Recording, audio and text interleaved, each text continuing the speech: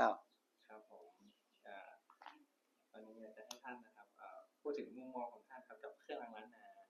ว่ามีความหมายกับชุมชนยังไงส่งผลต่อความเชื่อของชาวบ้านยังไงบ้างครับอันนี้สำหรับพระอาจารย์นะสำหรับพระอาจารย์เราเอาใหม่ได้ไหมได้เดี๋ยวลองเพลงก็ได้ครับเอาใหม่แล้วก่อนว่าก็เดี๋ยวตัดแล้วก็บอกกราบน้ำเขาต้องกราบนมัสการพระอาจารย์เนี่ยต้องสอนไทยว่าได้ไม่ได้เลยอ่ะกราบนมัสกราบพระอาจารย์วันนี้กระผมอะไรชื่ออะไรก็ใส่ไปนักศึกษานั้นนักศึกษานี่ไปวันนี้มีอยากสอบถามในเรื่องของหัวข้ออะไรหัวข้ออะไรเครื่องรางล้านนาในบริบทสมัยใหม่ครับใช่ไหมขอพระอาจารย์ช่วยแนะนำหน่อยครับนะครับแล้วก็เธอก็บอกข้อ1ข้อ2ไปลำดับเดี๋ยวค่อยเธอตัดเอาไหมเอากราบก่อนกราบพระก่อน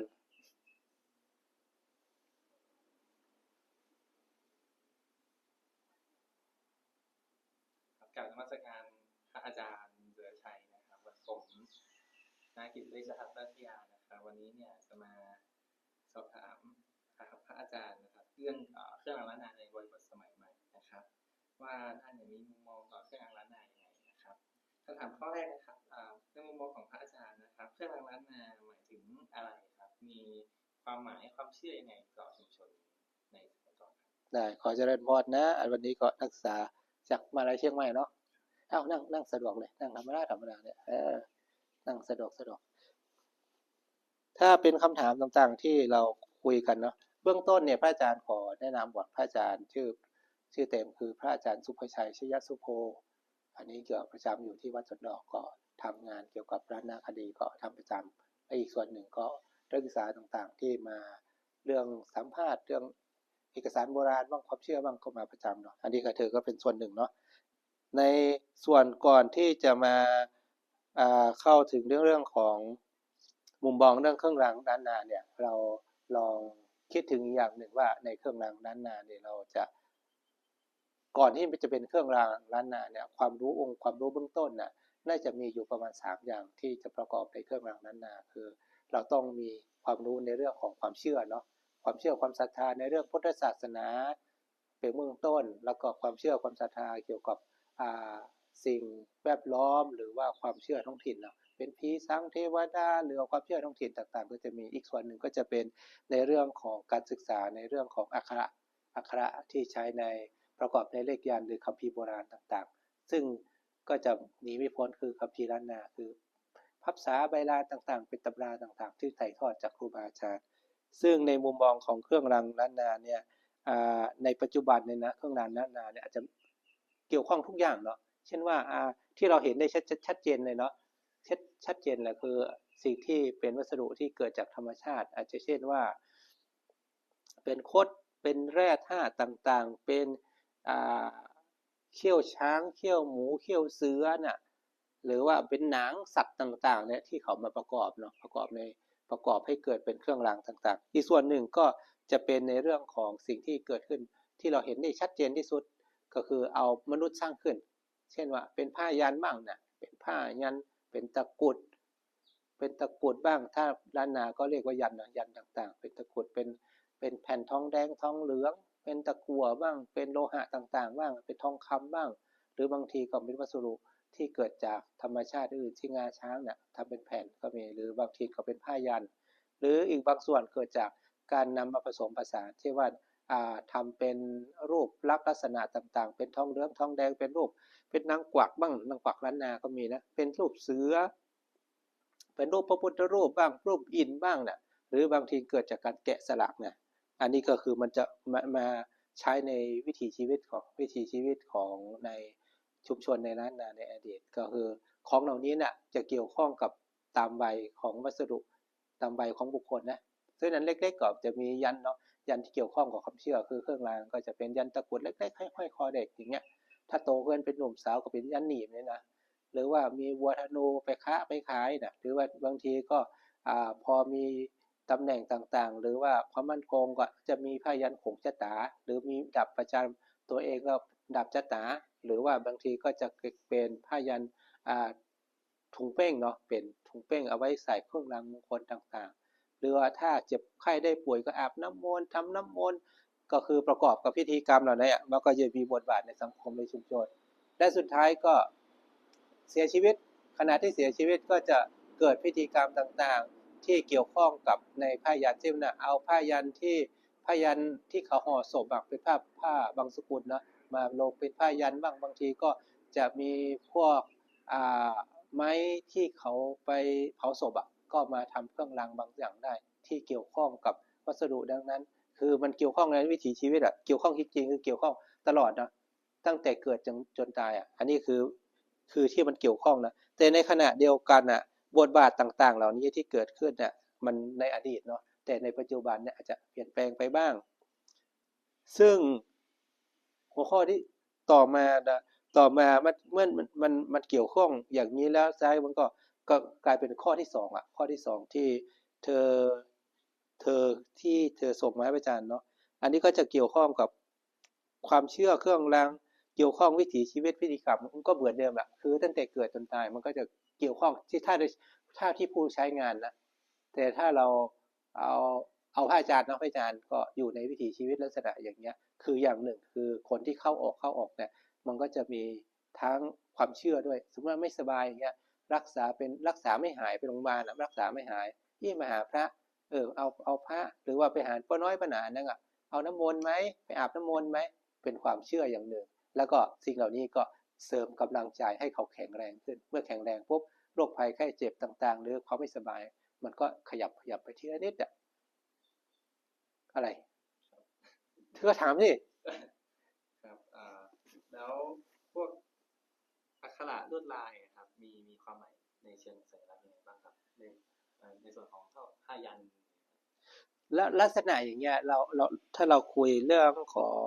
การทำเครื่องรางเนาะเราเมื่อกี้เราคุยเรื่องข้างผ้าเครื่องรางต่างๆเนี่ยเราต้องดูว่าอักขระเลขยันหรือสัญลักษณ์ต่างๆที่อยู่ในผ้ายันผ้ายันเครื่องรางต่างๆเหล่านี้มันต้องมีตัวอย่างเนาะเราจะคุยได้แต่ว่าถ้าเรามองโดยเชิงสัญลักษณ์ต่างๆที่จะเข้าใจง่ายๆคือที่อยู่ในผ้ายันที่อยู่ในเครื่องรางต่างๆคือสิ่งที่เขาเขียนปรากฏเนาะคือสิ่งเหล่านั้นมันก็ต้องมีภาษาที่จะสื่อไปภาษาอยู่ในเครื่องรางต่างๆหรือผ้ายันต่างๆหรือว่าของที่ใช้ปลุกเสกอย่างนั้นต่างๆตำราคัมภีร์ก็จะเป็นบทสวดมนต์ทางพระพุทธศาสนานี่จะมีปรากฏอยู่เยอะหรือว่ามนตราคาถาต่างๆที่ปรากฏที่จะเขียนอยู่ข้างในมีเยอะแต่ว่าพื้นฐานเหล่านี้ก็คือที่เราใช้ในล้านนาก็เป็นอักษรธรรมล้านนาดังนั้นผู้ที่จะเข้าใจหรือว่าเข้าใจของวัสดุต่างๆเข้าใจเรื่องของลวดลายอักขระที่มีความหมายเชิงสัญลักษณ์เช่นว่าเราเห็นง่ายๆเลยถ้าล้านนาคือถ้าเห็นนกคุ้มเนาะถ้าจะนกคุ้มอันนี้เราก็ต้องเข้าใจว่านกคุ้มเนี่ยเพราะอะไรนกคุ้มมันมีประวัติยังไงนกคุ้มเนี่ยมันป้องกันไฟก็คือว่าคาถาว่าสันติปะขาปัตนาสันติปาทาอวัจนามาตาปิตาจนิขันธาจาตะเวทปฏิกมะนี่เนาะอันนี้คือเวลาว่าบอกว่านกพญานกคุ้มที่เสวยตอนนั้นนกคุ้มเนี่ยเสวยพระชาติเป็นพระโพธิสัตว์ชาติหนึ่งอยู่ในวัฏกะปริตเนาะอันนี้คือเรื่องเล่าเกี่ยวกับนกคุ้มเนี่ยเพื่อนว่านกคุ้มเนี่ยมันตัวน้อยอยู่มันอยู่ในหางแล้วก็พ่อกับแม่มันไปหากินแล้วก็ปีกมันได้มันปีกมันนี่บอกแข็งแรงอยู่มันก็ตั้งสัจจะอธิษฐานว่าจะสัจจะอธิษฐานว่าโอ้ขอให้สัจจะอธิษฐานที่ข้าพเจ้ามีอยู่เนี้ยคือเป็นความจริงและใช้ขอให้เนี่ยอันไฟอย่าไปลามเข้ามาถึงที่หางของมันนกคุ้มเนี่ยเวลาเขาไปปะนกคุ้มเจอนกคุ้มอย่างเงี้ยมันไฟไม่ไหม้มันก็จะมีแสงนกคุ้มเขาก็แสงนกคุ้มอยู่นั่นแหละเขาก็คือเป็นคล้ายๆก้อนหินอยู่ข้างในเขาก็มาเก็บไว้ที่บ้านก็เป็นของจุ่มเย็นแล้วก็ไฟบ่ไหม้อันนี้ของความเชื่อมันก็จะมีเรื่องเล่าที่ซ้อนทับดังนั้นสิ่งเหล่านี้ที่เกิดขึ้นคือมันต้องมีนิทานหรือว่าสิ่งที่รองรับซ้อนทับความเชื่อนั้นถึงความเชื่อหรือสัญลักษณ์ต่างๆเหล่านั้นก็จะเห็นนกคุ้มก็จะเห็นว่าป้องกันไฟเห็นเสือก็ต้องมีอำนาจเห็นวัวธนูต้องชนผีชนสางเพราะมีนิทานรองรับดังนั้นสิ่งเหล่านี้ที่เธอถามนะเธอถ้าจะอยากรู้ว่าทำไมเป็นอย่างนั้นเลยต้องมีสตอรี่ของมันก่อนที่จะเมน มาเป็นเนาะแล้วอีกอย่างหนึ่งในต่อมาถ้าเราถามเรื่องอักขระเลขยันต์ต่างๆที่จะเกิดขึ้นเนี่ยมันยากมันยากที่เราจะสื่อความหมายเราต้องเข้าใจความหมายมันก่อนแต่สิ่งเหล่านี้มันก็ไม่ยากไปก็คือมันจะเกี่ยวข้องกับวิถีชีวิตเช่นว่าในมนุษย์ของในร่างกายของเราเนี่ยมีอาการเนี่ยเกสาโลมานะขาทันถาตะโจคือมีผมหนังฟันขนกระดูกต่างๆเป็นมัดม้ามปอดไส้ไตแล้วก็มีน้ำมูกน้ำลายน่ะมันจะมีแบ่งอยู่ลักษณะของธาตุคือธาตุคือลักษณะของสิ่งที่อยู่ในร่างกายมี2อย่างคืออันแข็งเพราะว่าเป็นดินแล้วก็ความหมายก็ผูกกับอันแข็งมีเท่าใดอันแข็งมีอยู่21อย่างอันนี้เป็นหมายถึงอะไร21ก็คือหมายถึงคุณของคุณพ่อแต่ว่าถ้าเป็นฝ่ายของฝ่ายเป็นน้ำก็จะเป็นมีอยู่12ก็กลายเป็นคุณของคุณแม่นะเอาพ่อกับแม่ผสมกันอย่างเงี้ยก็กลายเป็นตัวของเราเกี่ยวข้องอะไรสิ่งเหล่านี้ก็จะใช้ในยันการสะท้อนพูดทำอะไรต้องใส่ชื่อพ่อใส่ชื่อแม่และชื่อเราคือเพื่อดูแลรักษาแล้วก็มีคาถาเกี่ยวกับคุณพระพุทธเจ้าให้มาป้องกันรักษาพระธรรมพระสงฆ์พระพุทธพระธรรมพระสงฆ์ดูแลรักษาอันตรายต่างๆอย่าให้มาเพี้ยวผ่านข้าพเจ้าได้เลยลักษณะอย่างเงี้ยคือมันก็จะมีความหมายของมันประกอบถ้าเราเข้าใจลักษณะเนี้ยมันก็จะไปได้แต่สิ่งที่จะสื่อให้เขาเข้าใจลักษณะเนี้ยคนเหล่านั้นมันต้องมีเรื่องราวคือสตอรี่คือเรื่องราวเบื้องหลังของมันถ้าเราไม่มีเบื้องหลังของมันเราก็ไปไม่ได้เข้าใจไหมครับแล้วในการสร้างเครื่องรางแต่ชิ้นในตัวของผู้สร้างเนี่ยจะมีเกณฑ์ยังไงในการเลือกวัสดุเช่นทำไมผ้ายันถึงจะเป็นผ้าทำไมถึงจะเป็นผ้าทำไมพวกทำไมถึงจะใช้เขี้ยวเสือในการทำเขามีความเชื่อยังไง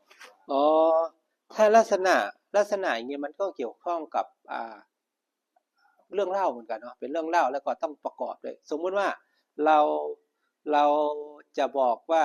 ทำอันง่ายๆคือทำเครื่องรางง่ายๆคือทำอิฐก็แล้วกันเนาะอิฐเนี่ยนิยมทำมาจากไม้ที่เป็นไม้มงคลต่างๆชื่อมงคลไม้ดิกเดียมคุณจังไม้ดิกเดียมต้นดิกเดียมที่มันเวลาลูบมันแล้วก็จะดิ้นได้ก็ว่ายากอีกเอาหินหน้าข้าสวยคุณจังหินหน้าข้าสวยก็ว่ายากอีกเอาง่ายๆนะเอาง่ายกว่านั้นอีกอะไรเนี่ยรู้จักราหูไหมราหูราหูเนี่ยนะเวลาเขาในตำราที่เขาบังคับไว้คือราหูต้องแกะมาจากกะลามะพร้าวและกะลามะพร้าวต้องมีตาเดียวปกติแล้วมะพร้าวเนี่ยมันจะมี2ตาแล้วก็มี1ปากแต่ว่าถ้ามะพร้าวลูกนั้นมี1ปากแล้วมี1ตาเขาก็นิยมมาแกะเป็นรูปราหู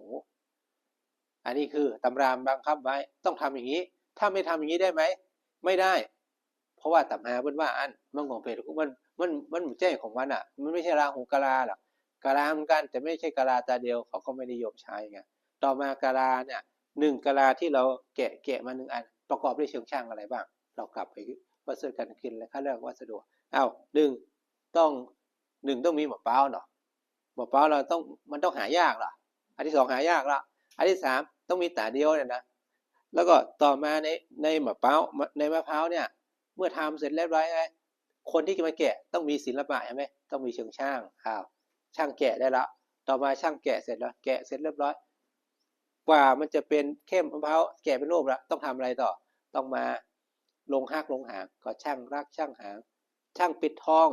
แล้วก็มาขดจานอีกแล้วมาปลุกเสกอีกกว่าจะได้มันก็สัมพันธ์กันใช่ไหมเฉพาะกะลาอย่างเดียวแต่ในปัจจุบันมันก็มาเป็นทั้งหมด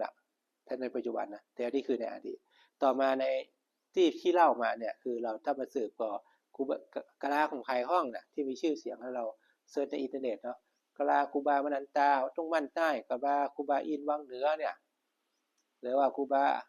เป็นพังกรที่จังหวัดแพร่คือกะลาเรื่องของกะลาในปัจจุบันใครทำบ้างก็มีหลายๆที่ทำเขาก็ทำลักษณะเดียวกันแต่อาจจะใช้เครื่องมือที่ดีขึ้นเนาะอันนี้คือวัสดุแค่อันเดียวนะนี่คือกะลาต่อมาอันอื่นๆที่ว่าผ้ายันม้าเสพนางรู้จักเนาะเนี่ยผ้ายันม้าเสพนางที่มีชื่อเสียงโด่งดังมากเลย ก็ไม่ใช่เป็นผ้ายันที่เราเขียนนะเป็นผ้ายันสกรีนของครูบาตาเนี่ยนะเป็นผ้ายันแล้วก็เขานิยมใช้ผ้าที่สำหรับห่อศพห่อศพปกศพไว้แล้วก็ศพนั้นที่ตายด้วยอุบัติเหตุหรือว่าตายด้วยพิษธรรมชาติของมนุษย์ก็คือเขาก็จะเอาเรื่องมาใช้เพราะอะไรโดยความหมายก็จะเป็นอยู่สองนัยยะที่หนึ่งก็คืออันนี้มันเฮี้ยนมันแปลกผิดปกติมนุษย์เอาดวงจิตวิญญาณเอามาใช้อันที่หนึ่งอันที่สองถ้าคุยแบบพระคือเราต้องการบุญให้เกิดขึ้นกับผู้ที่เสียชีวิตเราก็เอาผ้าของเขาเนี่ยชักผ้าบางสุกุลมาทำพิธีกรรมแล้วก็ทำมาประสาทำมาห้นน้ำมนต์กันห้นน้ำมนต์ห้นน้ำส้มปล่อยกันมันคือมันเหมือนดีมันคือมันคืดนะเราเอาเป็นของมงคลเราไปเป็นทำเป็นผ้ายัน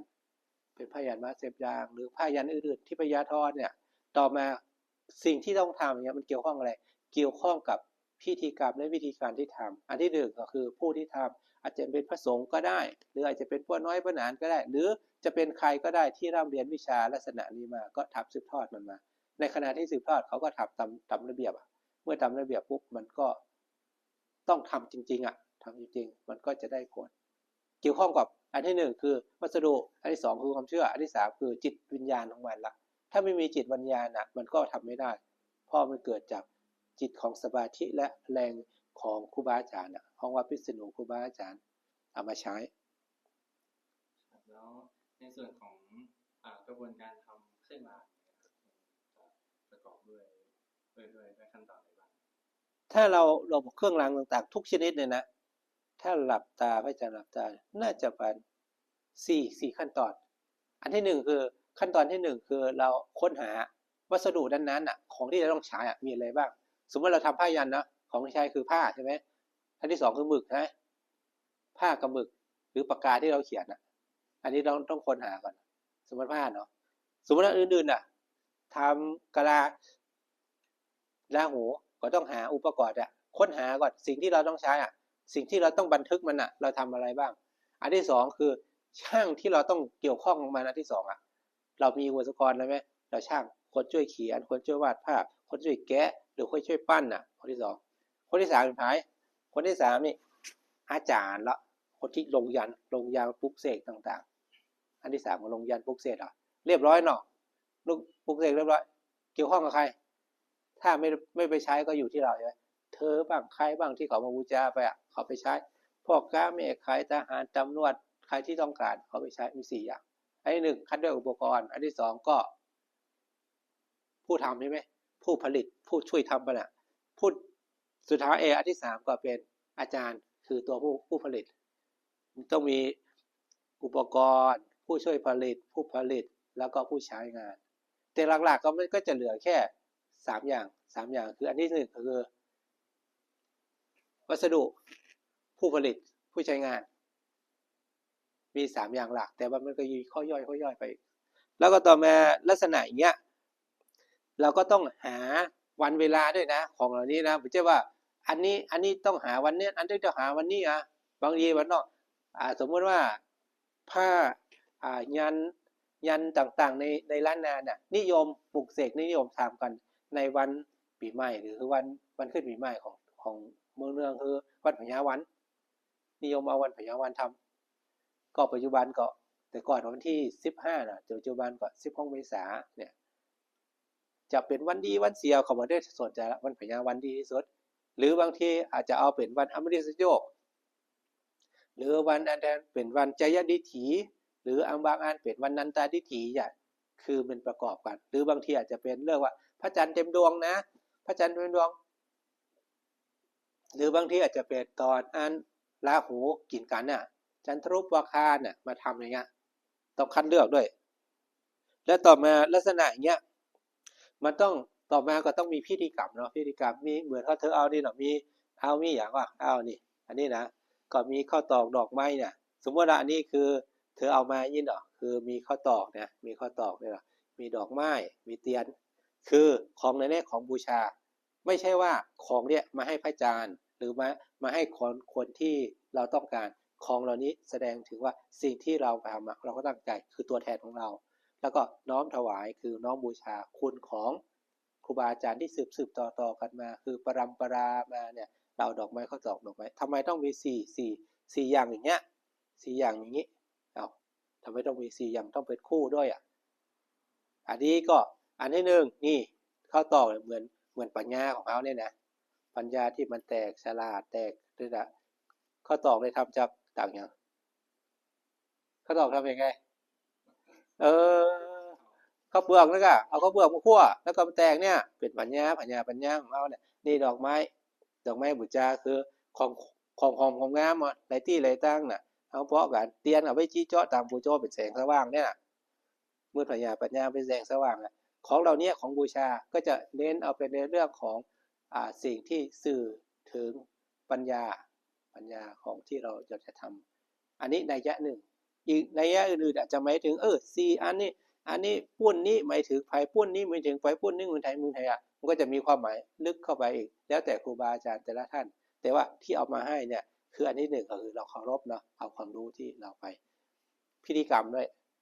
ต่อมาลักษณะเดียวกันถ้าลักษณะอย่างนี้นะเรา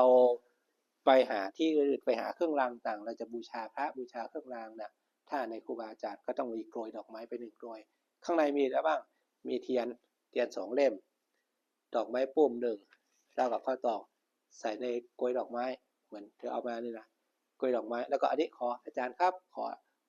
รักษากรรมขอบูชานั่นที่กรรมเนี่ยอันนี้ขอหรือว่าบางทีก็หลายๆอย่างคือของเหล่านี้เหมือนใบอะไรใบเปิกทางถ้าเอาไปนี้ปุ๊บครูบาอาจารย์ท่านก็จะอนุญาตและชอบเพราะว่ารู้จักธรรมเนียมสุดท้ายก็สรุปเป็นเรื่องของปัจจุบันคือเวลาเราจะไปอย่างเงี้ยไปไหนดีไปงานเลี้ยงหรอต้องมีบัตรเชิญหรอเขาก็ต้องมีบัตรเชิญอันนี้ไปหาทุกเจ้าอันนี้คือบัตรเชิญบัตรที่ขออนุญาตนะครับเนี่ยเราถือสวยไปแล้วถือดอกไม้ไปแล้วเพื่อนถามแล้วจะไม่มีปัญหาแล้วอันนี้คือสิ่งที่เราต้องนำไปในขณะเดียวกันน่ะเราเรื่องกระบวนการหรือสิ่งที่ต้องทำเนี่ยเราทำเสร็จต่อมาเมื่อปลุกเสกอย่างปลุกเสกเสร็จเนี่ยเขามีไหว้พระสวดมนต์หาเลิกยามเสกคาถาตามนั่นบางทีก็จะมีสถานที่ที่ปลุกเสกด้วยนะครับเช่นว่าอันนี้เอาปลุกเสกหน้าพระเจ้าเนอะอันนี้เอาไปปลุกเสกที่ใต้ต้นไม้ใหญ่อันนี้ไปไว้ในถ้ำเนอะหรือบางทีอันต้องไปปลุกเสกอยู่ในป่าเหี้ยวเนอะเนี่ยหรือว่าที่บ้านห้างพวกน่ะโดยเฉพาะบางทีเรื่องราวเหล่านี้มันก็จะมี2ความหมายคือบ้านไหนความหมายที่1คือเอาคุณของสิ่งนั้นที่เกิดขึ้นเก้าไม้ใหญ่มีผีหลวงเนาะเขาเชื่อมีผีหลวงมีที่สงบกัดเย็ดเขามาปลุกมาเสกกันหรือบางทีเอาไปป่าเหี้ยวเนี่ยป่าเหี้ยวนี่ทำไมต้องไปป่าช้าปลุกเสกที่ป่าช้าทุกคนต้องไปที่ป่าช้าทุกคนต้องตายใช่ไหมถ้าเราไปปลุกเสกในสถานที่นี้แล้วทุกคนที่มาบูชาวัตถุมงคลหรือของเราเนี่ยเขาต้องชอบใจคนก็ต้องมาหาทุกคนอันเนี้ยความหมายอย่างหนึ่งแต่อีกอย่างหนึ่งอาจจะว่าไปป่าช้าผีเฮี้ยนเนี่ยมันก็มีหลายแบบแต่สุดท้ายแล้วก็จะเป็นเรื่องของสิ่งที่ใดก็ตามที่สงบอีกอันหนึ่งต้องไปที่วุ่นวายบางทียันที่เป็นให้ทางโชคลาภโชคลาภให้มีคุณทางค้าขายได้ไปปลูกเสกที่ไหนต้องปลูกเสกที่กลางตลาดอย่างเงี้ยหรือที่ห้างสรรพสินค้าอย่างเงี้ยเขาก็ไปกันนะคือเอาความหมายคนที่ชุมคนที่มาเยอะๆอีกที่หนึ่งคือคนที่ไปเยอะเหมือนกันแต่ไม่มีคนค่อยไปกันคือป่าช้าอย่างเงี้ยอันนี้คือสถานที่มันแต่โดยรวมๆแล้วการปลูกเสกในปัจจุบันที่เราเห็นก็คือได้ปลูกเสกอยู่ในพระอุโบสถอย่างเงี้ยถ้าบ้านเฮาปลูกเสกนี่เป็นคำภาคกลางนะถ้าบ้านเฮาว่าอบรมมันไปสรุปมนมันเนี่ยเป็นมนมันอย่างเงี้ยอันนี้ก็คือความหมายอะไรต่อครับแล้วในมุมมองของพระอาจารย์นะครับพลังหรือความศักดิ์สิทธิ์ของเครื่องรางเกิดจากสิ่งใดอันนี้มันยังไม่เปลี่ยนมุมกล้องมึงเลยไม่มันจะเป็นตัดเป็นช็อตๆอะค่ะเดี๋ยวกดหรือว่าลองไปเลยมือมันง่อมลงเลยขาเจ็บเลยนะติดเน็ตแล้วได้กี่แล้วนะ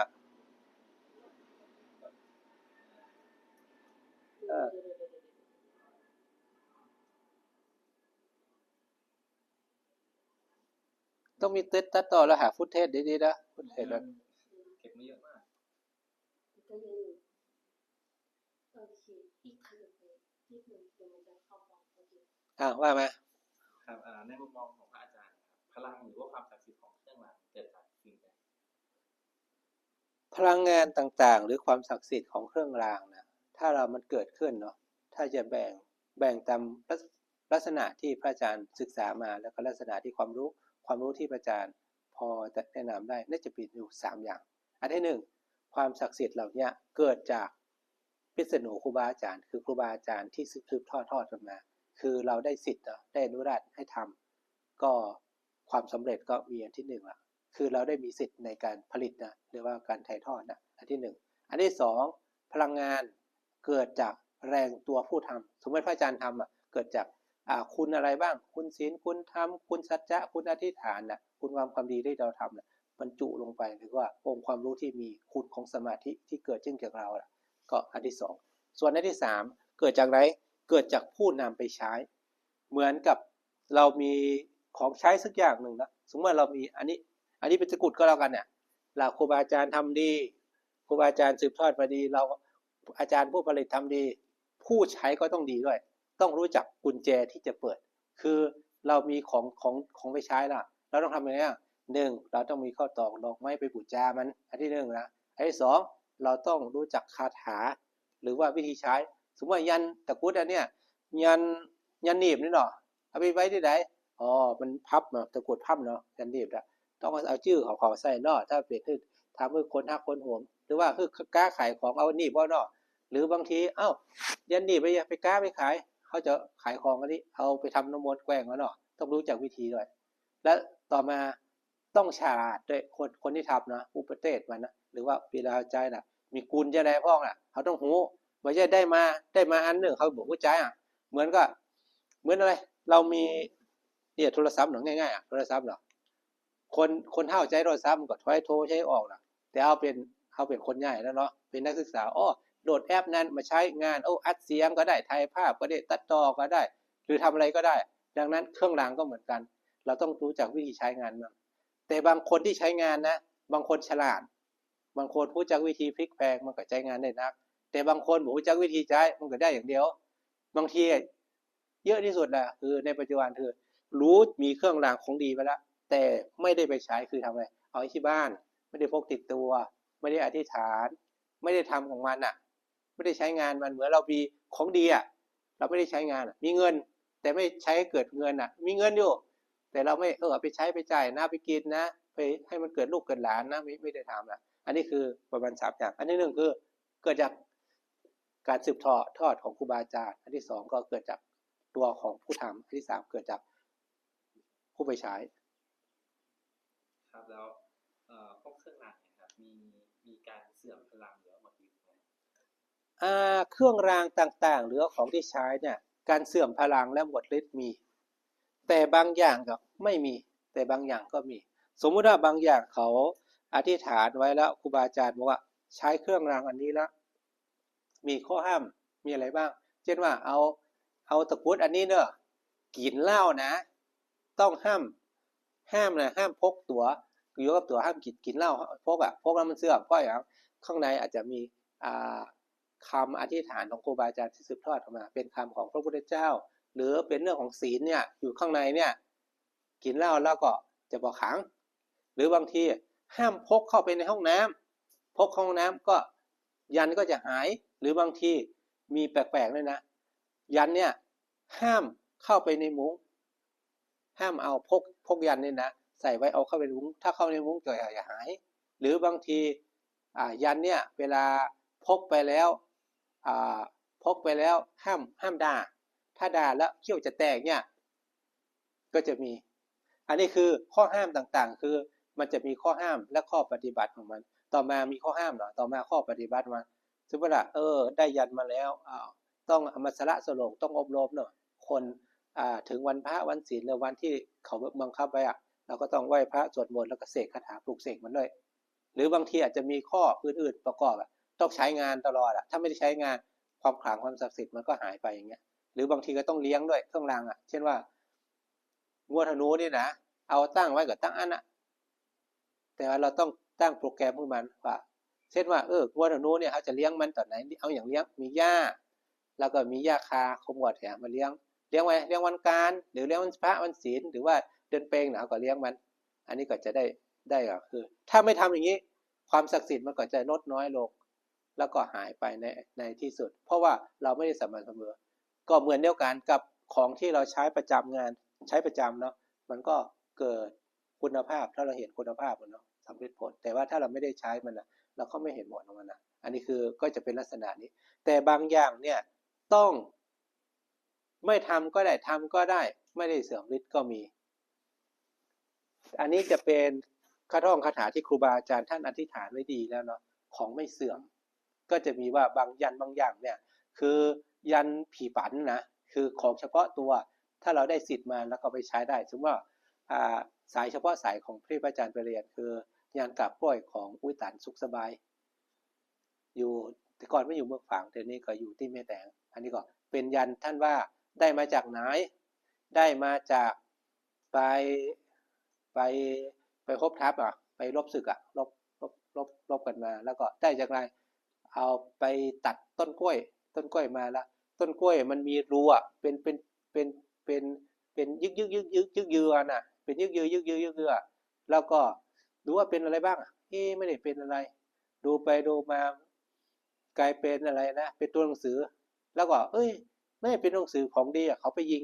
ไม่ยิงไม่เป็นไรไม่โดนก็บ่เป็นหยังบ่แตกบ่เบี้ยวกาบกล้วยเขาก็เลยคัดสืบมาแล้วก็ทำเป็นตะกรุดมาสักบ้างแล้วก็มีรุ่นน้องพระอาจารย์ที่ไปเรียนด้วยกันทำเป็นตะกรุดไปห้อยอยู่ที่คอหมานะคอหมานี่โดนยิงก็มีโดนฟันก็มีก็ไปเข้าอันนี้ก็มีคือไม่เสื่อมอันนี้แบบนี้ไม่เสื่อมก็มีไปทำอะไรก็ไม่เสื่อมส่วนมากเป็นของเฉพาะตัวแล้วก็ของนี้เกิดจากเราได้มาจากเพราะว่าคาถาผีปันเนาะเป็นของเฉพาะตัวอันที่สองของที่อยู่ในกลุ่มในสายที่ครูบาอาจารย์ท่านอธิษฐานไว้คือบอกว่าใจเลยเป็นยังเนี่ยก็มาเป็นยังเนี่ยดังนั้นสิ่งที่มันเกิดขึ้นเกิดขึ้นอะไรหนึ่งเรียกว่าแห่งพิษณุครูบาอาจารย์แห่งครูเนาะก็คือการสืบทอดนั่นแหละแล้วก็เราก็ใช้งานลูกศิษย์ก็ใช้งานต่อไปลักษณะเนี้ยคือการได้สิทธิ์มีนักที่สุดต่อมาเป็นเรื่องของปัญญาได้สิทธิ์เราต้องมีปัญญาด้วยนะเพื่อนว่าเนี้ยบอดี้เนี้ยเนอะเพราะอย่างต้องมีวิธีด้วยบางทีว่าอันนี้ทำไม่ได้เราจะทำแล้วต้องทำอย่างไรบ้างเราก็ต้องรู้วิธีเหมือนเขาจะไปเนี้ยกำกินนะกันเนาะอันนี้มันเพชรเขากินเพชรมาได้เขาก็เพชรน้อยลงก็ผู้มักเพชรก็ใส่นักขึ้นอันนี้เกี่ยวกับของกินหรือว่าเกี่ยวกับก่อสร้างเนาะงานก่อสร้างเนี่ยเขาจะแปลงเจดีย์แกะพระเจ้าเนี่ยพวกเขาฝีมือเขาน้อยเขาก็แก้วมองมันเปิงมันงามเนาะฝีมือเพิ่นดีเขาก็ย่างมันงามเลยก็ต่อไปอะไรยังครับแล้วในยุคสมัยใหม่ครับที่สื่อดิจิตอลนะครับมีผลต่อบทบาทเรื่องราวครับแล้วก็ทำให้หายไปมากน้อยแค่ไหนในปัจจุบันในยุคสื่อดิจิตอลนะหรือว่าการเผยแพร่ข้อมูลต่างๆแต่ก่อนเนาะเราต้องเท้าความว่าแต่ก่อนเนี่ยเครื่องรางของขลังต่างๆหรือว่าของที่ใช้กำลังใจจะมีคุณค่าเนาะเป็นคุณค่าโดยมากมูลค่าจะมีน้อยมูลค่าคือมันต้องขายเท่าใดเนี่ยจะได้มีน้อยแต่ว่ามันมีคุณค่าทางจิตใจนักกว่าคือได้มาจากครูบาอาจารย์ได้มาจากพ่อเพื่อสึกมันมาหรือว่าได้มาผลิตมาหรือว่าได้มาเพราะว่าไปทำบุญมาครูบาอาจารย์เพิ่นให้มาเนี่ยอันนี้คุณค่าของมันเนาะต่อมาเมื่อหลายสิบปีที่ผ่านมาเนี่ยของเครื่องรางของขลังเราได้ละเป็นมูลค่าเกิดจากอะไรเบื้องต้นเกิดจากการไม่รู้จักคุณค่าของมันคืออาจจะเป็นลูกเป็นหลานหรือคนที่สะสมไว้คนที่มีไว้คนที่มีไว้ไม่ได้มีคุณค่าไม่ลึกถึงคุณค่าของมันก็คิดเป็นมูลค่านี่เป็นทองคำอันนี้เป็นเท่าทักสวยนะเขาก็ไปขายพ่อค้าก็ไปขายต่อก็กลายเป็นของมูลค่ามีค่ามีสิทธิ์ก็เกิดเป็นงานสะสมก็เธอเคยได้ยินข่าวเขาขโมยพระพุทธรูปไหมเขาขโมยเพราะอะไรเธอรู้ไหมเอาไปขาย ก็อย่างเดียวกันนะมันมีกล้ามีศีลน่ะมันไม่ขายเครื่องรางของขลังก็เหมือนกันมันไปขายได้เขาเลยขายปุ๊บต่อมามันก็แต่ก่อนมันมีสื่อทางอินเทอร์เน็ตนักหรอทำเป็นหนังสือพระเครื่องหนังสือเครื่องรางโฆษณาขายใจแจกกันไปอันที่สองต่อมาก็มีสื่ออินเทอร์เน็ตต่างๆในลงอินเทอร์เน็ตต่อมาปัจจุบันมีสื่อนักเนาะเขาโฆษณาทำพรีเซนเทชันยังมีนักขนาดเนาะขายพระขายเครื่องรางของขลังต่างๆก็มีนักขึ้นอันนี้คือในปัจจุบันเนี่ยคือผู้ที่ผลิตเครื่องรางของขลังต่างๆนะก็มีเยอะขึ้นในขณะที่เยอะขึ้นเราก็ต้องคิดเป็นสองแง่มุมคืออันที่หนึ่งคือสิ่งที่มากขึ้นเนี่ยมันก็เป็นเรื่องของความต้องการเนาะ demand supply เนาะก็คือความต้องการของผู้ต้องการน่ะทุกคนต้องการกับมีคนผลิตกับมีมากก็จับกันแต่ว่าถ้าอันนี้มีนักอันนี้มีน้อยมันก็มาจับกันมันก็ไปเรื่อยๆเนาะความต้องการของตลาดดังนั้นเราคิดว่าในปัจจุบันเครื่องรางของขลังต่างๆหรือว่าเครื่องรางต่างๆในปัจจุบันคนเชื่อก็มีเยอะคนไม่เชื่อก็มีเยอะคนชั่วแบบกึ่งกลางๆก็เยอะคนหามาขายก็มีเยอะเครื่องรางของขลังเหล่านี้กลายเป็นสินค้าทางความเชื่ออย่างหนึ่ง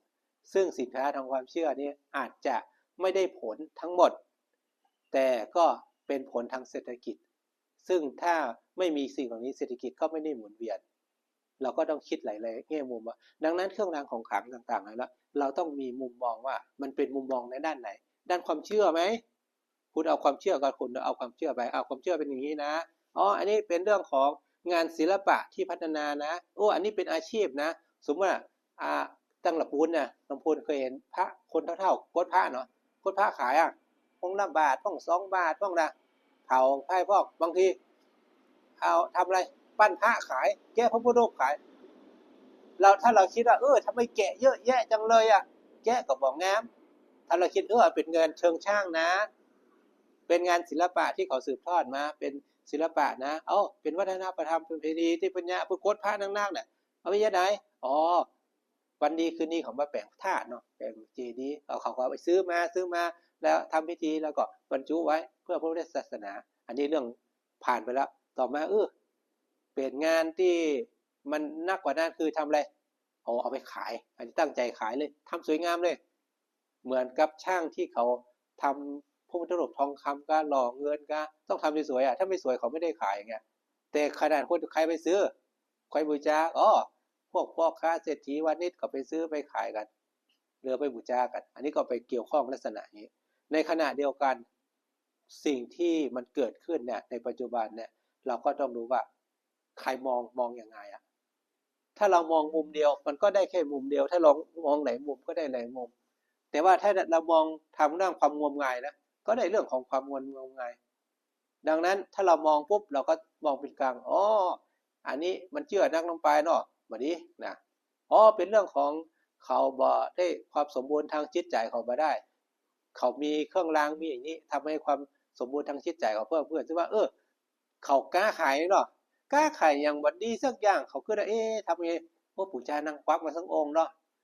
มีนางควักเอาเข้าดอกไม้ปู่จาเอาน้ำเลี้ยงเนาะปู่จาค้าขายดีนางควักช่วยเลยเนี่ยมันก็ผ่านพ้นไปถ้าคิดแบบนี้นะคิดแบบนี้แต่ว่าถ้าคิดของความเชื่อไม่เชื่องมงายถ้าเราคิดเรื่องงมงายมันก็งมงายเราต้องเอาเหตุผลของมันให้มันบาลานซ์กันสังคมมันก็อยู่ได้แต่ว่าถ้าเราคิดเป็นฝ่ายเดียวมันก็ไม่ได้แต่ในขณะเดียวกันถ้าเราเอาความรู้ลักษณะเนี้ยเป็นเชิงปัญญาและเชิงประจักษ์จริงๆของเราเนี้ยเป็นสิ่งที่หล่อเลี้ยงสังคมมันต้องมีไม่มี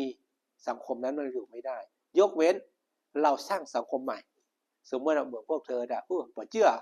พวกอยู่ได้แล้วพวกมีทองเงินทองอยู่ได้แต่ในขณะเดียวกันเมื่อมีปัญหาที่รุมเร้าเราต้องการที่พึ่งของเราต้องแน่นอนนะถ้าเราเชื่อตัวเองเราก็ต้องเชื่อตัวเองเชื่อเรื่องของสมาธิเราเชื่อสมาธิเชื่อเรื่องของการเรียนพระพุทธศาสตร์ก็ได้เชื่อพุทธศาสนาเชื่อในเรื่องของศาสนาใดศาสนาหนึ่งเราก็เชื่อเราก็จะผ่านพ้นไปได้แต่ในขณะเดียวกันถ้าเราไม่มีสิ่งเหล่านี้เครื่องรางของความเชื่อเล็กๆน้อยๆที่มันจะเดินทางไปง่ายมันก็ง่ายเหมือนครับเอาไม้กันหนามครับติดมือเฮาติดตีนเฮาปิดหนอง มันบ่เอาออกมันก็เอาออกคนเดียวแล้วแต่ว่าเฮ้ยใครเอาออกมวยหน่อยเข็มเล่มเดียวมันก็ออกได้ละมันก็หายไปแล้วอย่างเดียวกันของเราเนี่ยมันของที่ต้องใช้เฉพาะหน้าเข้าบ่ได้เอาไปตัวแล้วเครื่องรางของขลังถ้าใช้คนที่ใช้ใช้เสร็จมันก็ผ่านไปแล้วแต่อันนี้ดีก็ใช้ไปดีโอ้ดีใจดีก็ขอใจไปอย่างเงี้ยเขาไม่ได้ว่าเอาใจดีแล้วก็ต้องทำยังไงต่อเอาใช้ดีแล้วต้องเพิ่มเลเวลไปเรื่อยๆอย่างมันก็บอกมีหรือบางคนอาจจะมีเยอะกว่านั้นอาจจะเป็นเครื่องรางของขลังต่างๆอะไรอาจจะเป็นงานสะสมเนาะงานสะสมเหมือนกับในปัจจุบันคนที่สะสมเยอะๆเช่นอาจารย์วิรักษ์ศรีปราสามโยมพิกันอย่างเงี้ยเขาก็สะสมเครื่องรางต่างๆเหล่านี้แต่เขาสะสมในเชิงว่าอันนี้มันสวยนะมันต้องรักษาไว้แล้วก็คนไหนได้ประโยชน์คนที่เข้าไปศึกษาแต่อาจารย์หรือผู้ที่สะสมก็ได้ประโยชน์คือบางทีบางอย่างมันมีมูลค่าทางจิตใจบางอย่างมีมูลค่าทางวัตถุบางทีคนไม่ชอบคนชอบด้วยกันมันก็ซื้อไปซื้อไปขายไปเงินกันแลกมือกันไปเหมือนเราชอบนาฬิกาเราก็สะสมนาฬิกาชอบพระก็สะสมพระผู้หญิงชอบอะไรเสื้อผ้าสะสมเสื้อผ้าบางคนชอบอย่างชอบต่างหูเอาไว้ต่างหูชอบแหวนก็ไว้แหวนเนี่ยมันก็มีเยอะเนาะลักษณะเดียวกันเนี่ยเอาต่อมาครับแล้วเราควรจะอนุรักษ์องค์ความรู้กับเครื่องรางล้านนาให้อยู่ต่อไปในทิศทางไหนองค์ความรู้ในเครื่องรางล้านนาต่างๆเนี่ยองค์ความรู้ที่เราจะอนุรักษ์และให้มันอยู่ไว้ต้องทำนะอันที่หนึ่งส่งเสริมเรื่องของการเรียนอักษรธรรมล้านนาคือเรียนหนุ่มเมืองนะเครื่องรางล้านนาก็ต้องเรียนหนุ่มเมืองเหมือนเป็นกุญแจก่อนเนาะกุญแจที่จะไขเข้าแล้วเรื่องเราอะไรนี้ก็ต้องนิ่งเรียนตัวเมืองเนาะต่อมาอะไรที่เกี่ยวข้องตัวเมืองที่จะผลิตเครื่องรางล้านนาต่างๆเขียนตัวเมืองอ่านออกเขียนได้เนาะต่อมาต้องแยกอย่างได้ต้องรู้จักวิธีผลิตกระดาษสาคือตัวเมืองต้องรู้จักผลิตกระดาษสาต้องรู้จักวิธีผลิตใบลานแยกอย่างผลิตใบลานได้กระดาษสาได้ต้องเขียนจ้างเขียนใบลานได้เนาะเขียนใบลานได้จานใบลานได้เขียนปั๊บสาได้เนาะเขียนปั๊บสาไปได้จานใบลานไปได้ได้ละต่อมาของอันนี้ได้เป็นอย่างต้องเอาเพิ่มเติมอย่างต้องควักพระเจ้าได้ต้องแกะสลักได้ต้องปั้นพระได้เนาะต่อมาเนื้อย่างอย่างต้องลงสีได้วาดภาพได้มันก็ต่อเรื่องกันมันองค์ความรู้ต่างๆเหล่านี้มันเชื่อมโยงกันอะไรเนี่ยคนที่ทำได้คือคนต้องฝึกฝนอย่างน้อย3 ปีขึ้นต้องได้ตัวเมืองต้องย่านนั่นย่านนี่ประมาณ3 ปีมันก็จะทำได้ถ้าทำได้ปุ๊บของเหล่านี้มันก็สืบทอดกันได้ต่อมาในภาวะปัจจุบันมันสืบทอดเนี่ยบางคนบอกว่ามันก๊อปปี้ทำยังไงถ่ายเอกสารเขียนตามนั้นเลยหรือบางทีก็แกะเสร็จแล้วก็ตามแบบนั่นแหละมันเฮียนมามันก็ทำไม่ได้เมื่อทำไม่ได้ปุ๊บความขลังความศักดิ์สิทธิ์หรือว่ามันต่อยอดมันก็ต่อยอดไม่ได้มันก็ต้องพูดได้ว่ามันเป็นอย่างนี้นะแล้วต่อมาปุ๊บเครื่องรางของขลังเหล่านี้เหมือนเราถามเนี่ยเหมือนพระอาจารย์ร่ำเรียนศึกษามันความมีองค์ความรู้ทางเรื่องราวทางพุทธศาสนานะต้องรู้เรื่องพุทธศาสนาด้วยนะต้องรู้คัมภีร์โบราณด้วยนะต้องรู้ตับหามด้วยนะแล้วก็ต้องรู้สังคมบริวัติสังคมเหมือนเธอเนี่ยเธอใครได้ที่อาจารย์ก็แนะนำไปเลยละต้องรู้หรือโดยหลักๆคือเครื่องรางของขลังหรือองค์ความรู้เหล่านี้คนที่เชื่อมาฟังพระอาจารย์แล้วต้องเชื่อคนที่ไม่เชื่อมาฟังพระอาจารย์แล้วต้องเชื่อคนที่เคยทำได้มาฟังพระอาจารย์แล้วต้องทำได้คนที่ทำไม่ได้มาฟังพระอาจารย์แล้วต้องคิดว่าเคยมีคนทำได้เหมือนเล่าวันนี้องค์ความรู้ที่ได้ไปวันนี้เธอไปต่อยอดมันได้ประโยชน์แน่นอนได้ประโยชน์จบแน่นอนสรุปแล้วมันดูง่ายแต่ในขณะเดียวกันเธออาจจะต่อยอดความรู้อื่นๆได้ละด้วยนะต่อมาสิ่งเหล่านี้เครื่องรางของขลังต่างๆนะเหล่านี้มันต้องดูว่าคุณภาพของมันคุณภาพของวัสดุด้วยนะบางอย่างวัสดุมันไม่มีคุณภาพเครื่องรางก็ไม่มีคุณภาพใช่ป่ะผ้ามันดีมันจะเขียนผ้ายันให้งามมันก็เขียนไม่ได้กะลาแกะกะลาจะดีคนแกะบอกงามมันก็บอกงามเนี่ยดังนั้นคุณสมบัติมันก็ต้องมีคุณสมบัติมันประกอบมันถึงมีมูลค่าในตัวมันแต่ในขณะเดียวกันสิ่งเหล่านี้มันวัดกันอันสุดท้ายหมดคือว่ามันได้ผลก่อนใช้ได้ผลไหมดังนั้นใช้ได้ผลมันก็ต้องมี3 อย่างเนาะ วัสดุมันอันที่สองคนผลิตอันที่สามคนใช้มันต้อง3อย่างประกอบกันมันขาดอันไหนหนึ่งไม่ได้คนไปใช้ถ้าบอกว่าจะคนไหนผลิตมันคืออย่างมันหมูมันจะแย่อย่างมันก็กลายเป็นของสวยงามเนี่ยแต่ว่าถ้าเขาหัวถึง3อย่างนี่นะอันนี้เป็นงาน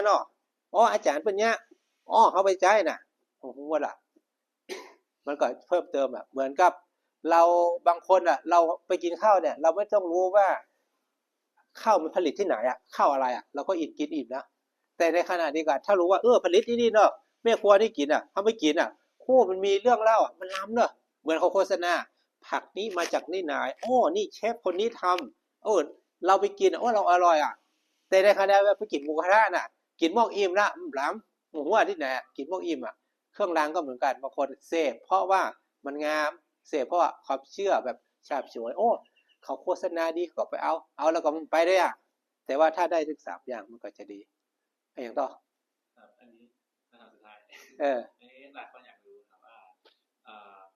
ในยุคปัจจุบันครับที่เขามีแบบจุดเทียนบูชาออนไลน์อยากจะรู้ว่ามันส่งผลถ้าทำออนไลน์กับทำแบบไปตัวต่อตัวครับมันแตกต่างกันเรื่องความศรัทธามากน้อยแค่ไหนเฉพาะเทียนใช่ไหมครับพิธีกรรมต่างๆทุกวิธีกรรมที่เขาทำออนไลน์จุดเทียนบูชาออนไลน์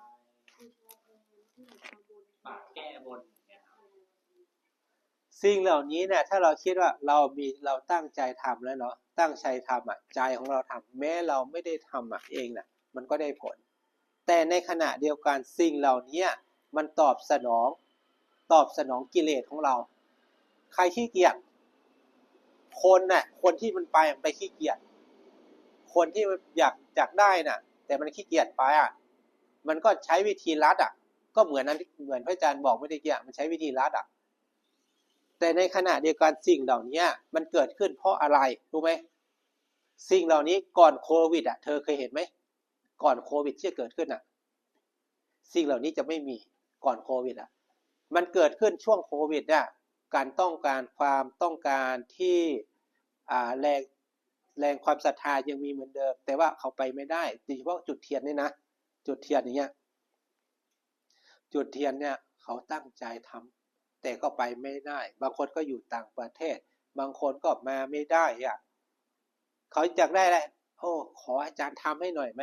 ครั้งแรกมันก็ปฏิเสธไปครั้งที่2ครั้งที่3มันเพราะมีเหตุผลเหล่านี้มันก็ถามกันทำปุ๊บแล้วบางคนก็ได้ผลบางคนไม่ได้ผลเพราะว่ามันไม่ได้ตั้งใจคนที่ตั้งใจ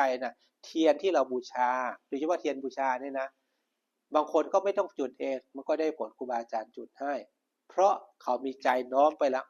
มันขอไว้แล้วแต่บางคนมอกเอาไปพลาดไปเขาบูชากับบูชาตัวให้เขาเขาไม่ได้ตั้งใจมันก่อนไม่ได้ผลแต่สิ่งเหล่านี้อยู่ที่ใครอยู่ที่อาจารย์ผู้ผลิตอาจารย์คนย่านะอันที่2คนที่ไปขอมันขอแต่ก็อันที่3ผลสำลิดมันจะเกิดขึ้นมันก็เหมือนก็เอามานั่นแหละแต่เขาไม่ได้มาบ่ได้แต่บางอย่างมันมาต้องมาเองเหมือนบนนี่นะคือคนอื่นบนคือแตนบ่ได้มาขอนี่นะมาขอมันบนบ่ได้แต่ถ้ามาแก้บนอนุมาลอยไปบ่อยพ่อเพราะในอดีตก็มีมันมาบ่ได้เนาะเจ็บป่วยได้ไข้นอนแอบแซบอยู่บ้านโอ้ยอยู่บ้านนั่นนะมันไปบ่ได้เอาขันเข้าตอกดอกไม้เอานี่เนอะที่จะย่าให้แตนเนอะก็ไปบางทีทำแทนบางอย่างทำแทนได้บางอย่างทำแทนไม่ได้แต่ในขณะเดียวกันเราต้องเขียนว่าคิดย้อนกลับว่าของอะไรนี้ที่เกิดขึ้นเพราะความขี้เกียจของความต้องการใครขี้เกียจได้ผมว่านะสะดวกสบายเขาย่าแต่นึงแล้วได้แล้วมันเป็นอย่างแล้วก็ลามไปบางอย่างนะพระอาจารย์ก็บางทีก็คือเดือน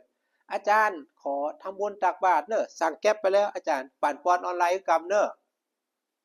อันนี้ก็มีเพราะว่าเขาขี้เกียจมาหรือบางทีเขาจิตติดธุระเขาก็ทำแต่ในขณะเดียวกันสิ่งเหล่านี้มันก็เกิดขึ้นจากสิ่งที่เขาตั้งใจทำมันก็จะไม่มีผลแต่ในขณะเดียวกันถ้าเกิดจาก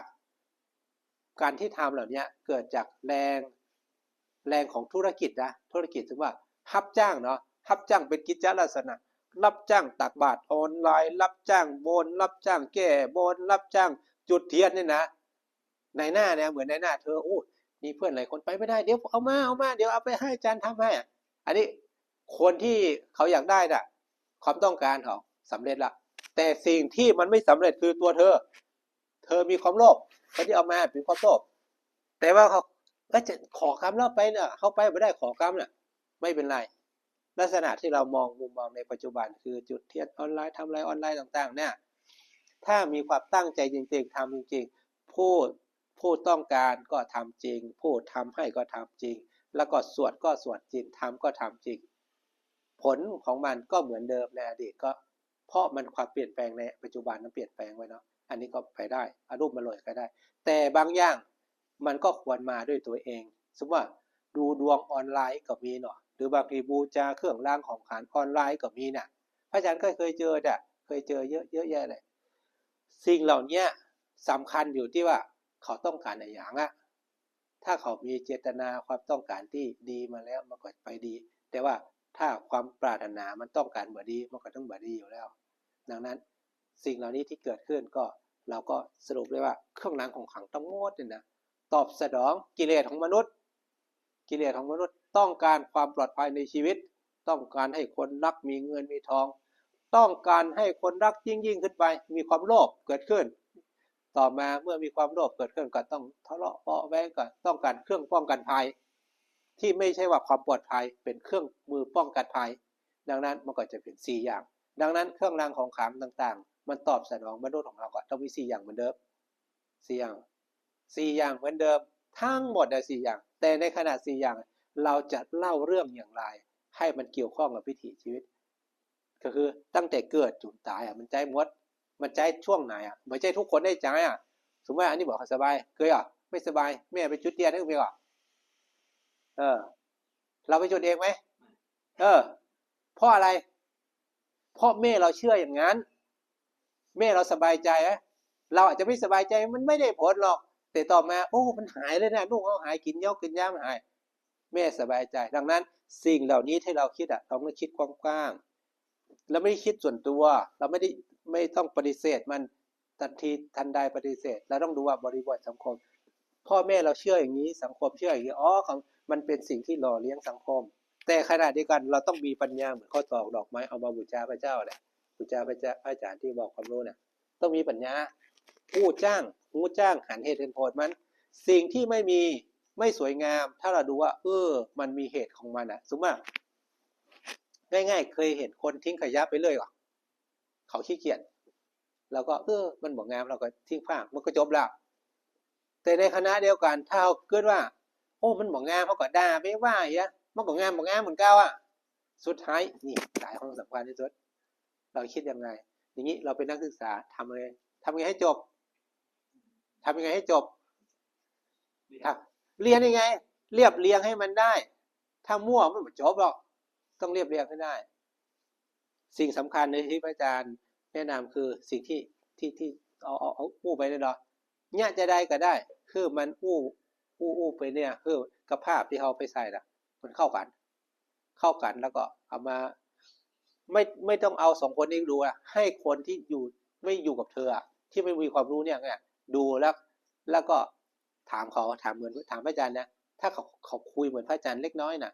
สัก 50% ก็ผ่านแต่ว่าดูแล้วเหมือนรู้เรื่องเลยนะดูไม่น่าสนใจนะเธอเหมือนจบมันไม่เล้าใจทำอะไรตัวจบนะสารคดีต้องทำอะไรให้สนใจนะน่าสนใจนะถ้าบ่ได้สนใจมันจบ1น่าสนใจ2ไม่สั้นไม่ยาวนักทำเป็นตอนนี่จบเร็วกว่าแต่เราเสนอครั้งเดียวนะแต่เราทำเป็นตอนมันก็จะง่ายกว่าแต่ถ้าทำยาวๆความพูดที่อาจารย์พูดเนี่ยอาจจะพูดหลายๆครั้งอาจจะไซส์ไม่ขวาไปไซส์พอสัก2 รอบสรุปความได้แล้วง่ายคำเดียวได้แล้วจบแล้วเนาะ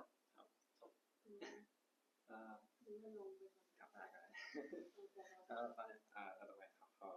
ขอบคุณพระอาจารย์นะครับที่ให้ข้อมูลนะครับที่สำคัญต่อการศึกษานะครับหากมีอะไรที่ร่วมเป็นอาจารย์นะครับขอให้พระอาจารย์นะครับโปรดเมตตาให้อภัยนะครับ อ้าวขอเจริญพรเนาะขอให้จบเร็วๆเนาะจบเร็วๆเร็วๆเอามาให้ดูด้วยนะ สาธุ ได้เลยสาธุ